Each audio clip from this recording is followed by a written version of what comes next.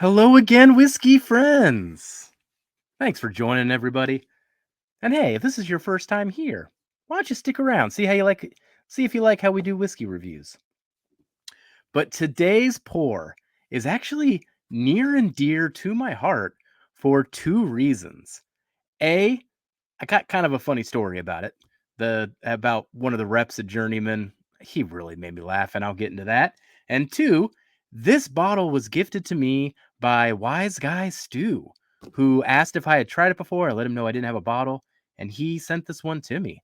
And man, am I appreciative of it because I enjoyed this pour quite a bit. So why don't you stick around and hear why? Thanks for joining today, whiskey friends. Let's kick off the show.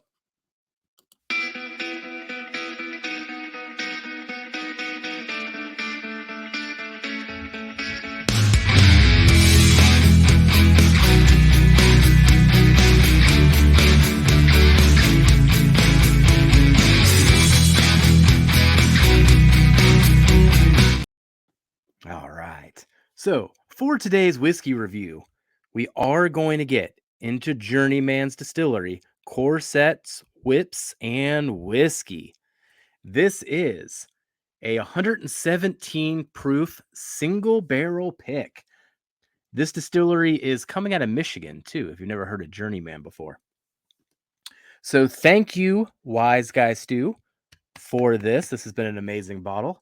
I have had a lot of fun getting through about a fourth to a third of it so far. And one other thing Stu provided, I haven't gotten into it yet. We'll do it live on this review at least. This is the Journeyman's Corsets and Whips, but batch 29. So the non-store pick version, just so I can understand the difference between the single cask and what the batching is. So we'll get to that in just a moment. Let me pour a little bit of this out. The story I wanted to get into, as this opens up, you know what? I might as well pour the sample. While we're talking, I will pour an ounce of that. But I will always think of Pours in the Park, which is a Bourbon Junkies meetup. The Pours in the Park 2022, when it comes to Journeyman. So they were one of the booths that was at Pours in the Park. And it was one of the situations where you have a bunch of drink tickets and you get to go around to the different booths. And every time someone pours you something, they take a drink ticket type of a thing. And I fell in love with this wheat whiskey. This is 100% wheat whiskey, by the way. I fell in love with this wheat whiskey immediately. And I just kept going back to this guy. And then eventually, 2, 3 hours into the event, I go to give him another ticket. And he just looks me dead in the eye. He just goes, "Oh, dang it." I'm like, "What? What happened?" It's like, "I lost a bet." I'm like, "Okay. What bet you lose?" He's like, "You're still standing." It's like, "Well, yeah, that was a pretty bad bet. You shouldn't bet against me in those terms." But I loved it. I had to have spent like half of my drink tickets with this guy going back to this wheat whiskey over and over and over again. So when Stu reached out and wanted to know if I'd ever had it before, I kind of gave him this story, but let him know I didn't have a bottle. So with this store pick, we're going to break this one down. We're going to go through the flavor notes, go through the nose, go through the palate. We'll summarize the score at the end.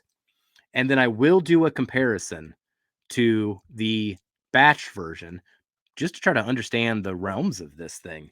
So when it comes to the glassware I'm using, the ADHD whiskey glass has the single barrel and the mash and drum glass has the batch version. Thank you once again, Stu, and cheers to everybody for sticking with me this far.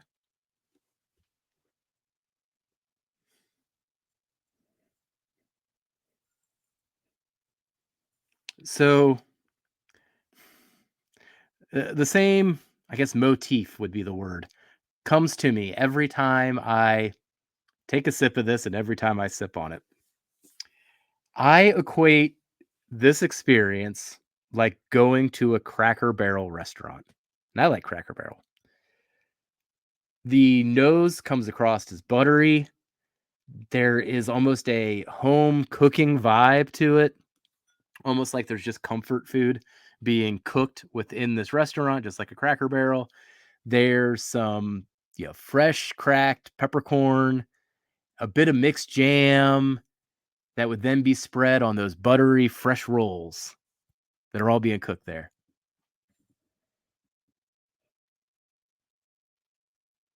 The jam on it's really nice, but it is spicy. I mean, that fresh cracked peppercorn also comes through, just bites you a little bit. Oh man, I love that though. So when I think about this one, it's a comfort whiskey. Hmm. This is going to play through quite a bit as we go through the palate as well, because the nose pretty much matches the entire experience. But let's go through it. Hmm.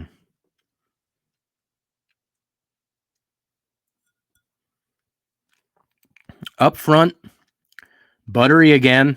I mean, that holds true. The mouth feels glorious because of that too. So not only is the butteriness a taste, it's a texture as well. If you think about the sensation of having melted butter on your tongue, it's spicy though, and that spice comes through up front in the form of black pepper, cinnamon. Maybe even we're getting into like allspice territory, and there's a bit of vanilla extract that comes across up front. Um, the only other thing that I kind of think about here is I guess it goes with that butteriness, but there is some toast.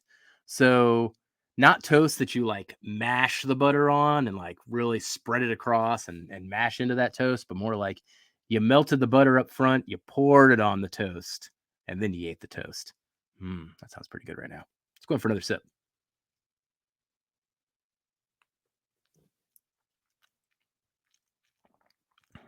Ah, mid palate's just very similar. A lot of those same notes are coming through. They're dialing up, except come mid palate, there's a bit more sweetness that comes through. It's almost like walking through an old school candy shop. It's got some lollipops in there, it's got some cotton candy in there, and it's like all those flavors combined. I guess I do have a problem distinguishing what fruit I'm talking about. Let me go in again.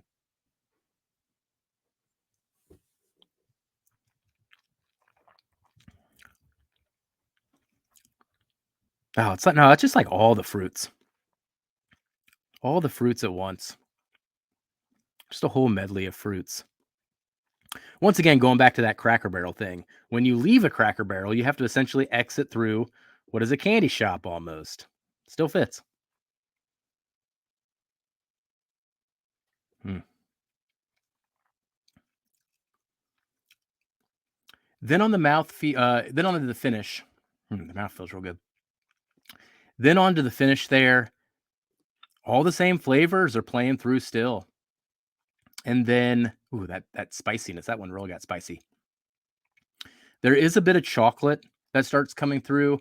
I have debated whether to describe the chocolate that I'm getting as either a Tootsie Roll or it's more like malted milk balls. So I guess those would be like milk duds. Something like that comes through when I'm saying it's chocolate. And that comes through specifically on the finish itself.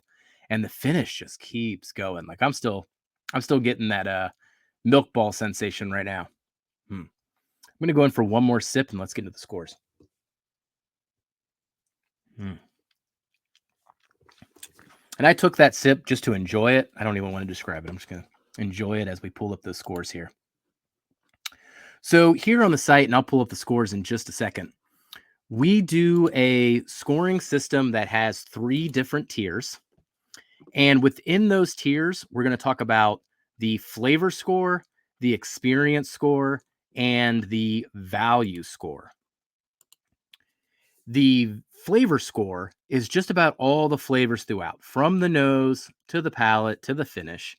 It's all about, do I enjoy what I'm tasting? Then for the experience score, that's more of a technical score. The mouth feel, the depth of the flavors, the length of the finish. So let's pull up the scores now. So here we got the Journeyman's Corset Whips and Whiskey. This is specifically the single barrel version, and I will be comparing to the non-single barrel version in just a moment. But this one did come through as an 82. which is an excellent score on our scoring system. Gave it really almost all the points for value. Gave it a great experience score. That mouthfeel goes a long way. When you get that buttery sensation, oh, I love that. And then the depth of the flavors was real interesting too. I love things when they like take you to a place, not just describing a meal, but an entire place that makes lots of meals and has lots of desserts and lots of buttery goodness and lots of comfort food like a Cracker Barrel. Mm-mm-mm. So this was very good. Man, I recommend this. If you got a chance for a Journeyman single barrel like this, go for it. This is great, great stuff. Do I plan to buy another? Yes, I do. I actually just had a friend who happened to text me right before I did this, and he's in Michigan over this past weekend, and he's like, "Hey, I'm currently doing this flight at Journeyman. Would you want anything?" Well, yes, I would. Thank you, John. So let's compare to the non-single barrel version just to see if the batch does have some consistency with what this single barrel brought. Oh, that's got even more oak on it. Oh, this batch is nice.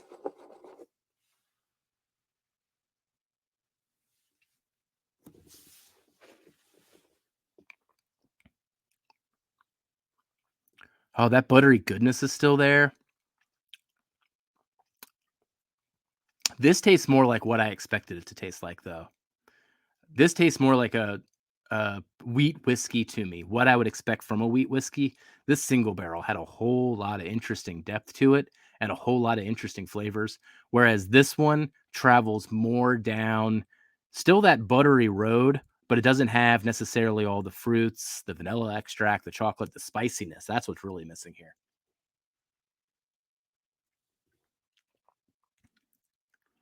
Oh, still a absolutely excellent pour. No wonder why I kept giving that guy all my drink tickets. I agree with myself from a year ago. I did a good job. I picked the right booth and I spent my tickets very, very wisely that day because this stuff is just awesome. Hmm.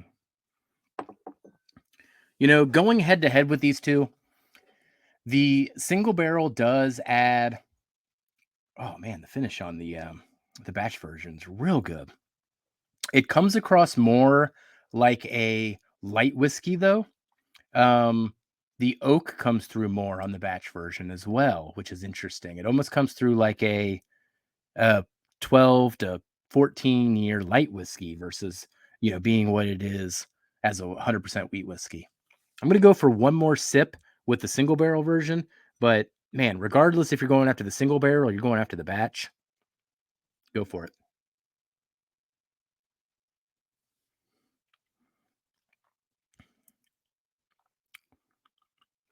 Going back to back, oh, there's that spiciness. Whoa, that really makes the spiciness emerge when you go back to back. Hmm. You get that whole layer of pepper going. Oh, that's interesting. They are very, very similar, though. It is essentially the same, except for that layer of the spiciness. Hmm. Conclusion, though, on this quick comparison, gave the single barrel an 82.